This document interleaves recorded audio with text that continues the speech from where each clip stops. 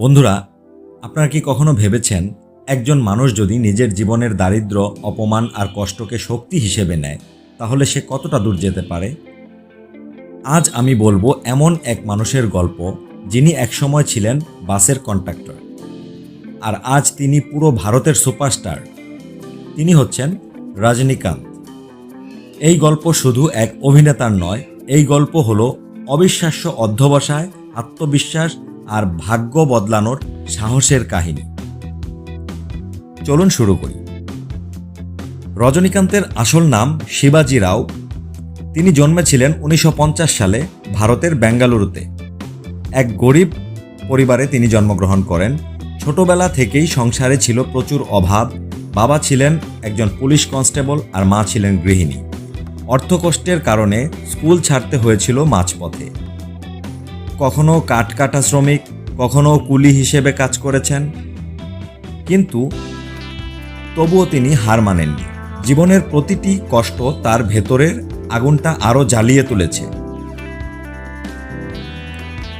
তরুণ বয়সে জীবিকার তাগিদে তিনি বাস কন্ডাক্টর ছিলেন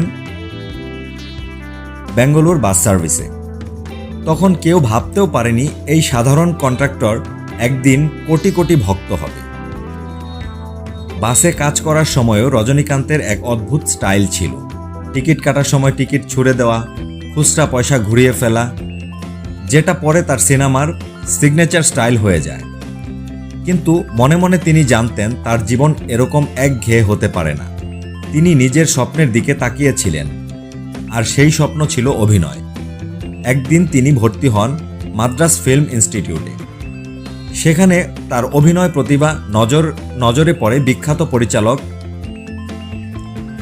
কে বালাচন্দের। তিনি বলেন, তুমি যদি তামিল ভাষা শিখো, আমি তোমাকে বড় অভিনেতা বানাবো। রজনীকান্ত সেটাই করল। দিনরাত পরিশ্রম করে তামিল ভাষা শিখলেন, অভিনয়ের চর্চা করলেন, আর খুব দ্রুতই তিনি দক্ষিণ ভারতের সিনেমায় নিজের জায়গা করে নিলেন। শুরুর দিকে খলনায়কের চরিত্র পেলেও তার অভিনয় আর ব্যক্তিত্ব দর্শকের মন জয় করে নেয়। তারপর যা ঘটল সেটা ইতিহাস।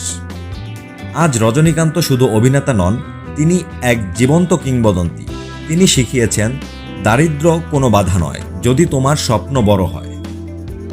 জীবন যতই কঠিন হোক না কেন, তোমার কাজের প্রতি সততা ও অধ্যবসায় তোমাকে সফল করবেই। রজনীকান্ত আজও বিনয়ী, সহজ আর ধর্মপ্রাণ মানুষ। তিনি প্রমাণ করেছেন বাস কন্ট্রাক্টর হয়েও তিনি সুপারস্টার হতে পারে, যদি তুমি সেটা বিশ্বাস করো। তাই মনে রেখো, তুমি কোথা থেকে এসেছো সেটা নয়, তুমি কোথায় যেতে চাও সেটাই নির্ধারণ করে তোমার ভবিষ্যৎ। রজনীকান্তের মতো মানুষেরা আমাদের শেখান, যদি স্বপ্ন দেখার সাহস থাকে তাহলে অসম্ভব কিছুই নেই, সবই সম্ভব। তো বন্ধুরা, সবাই ভালো থাকবেন।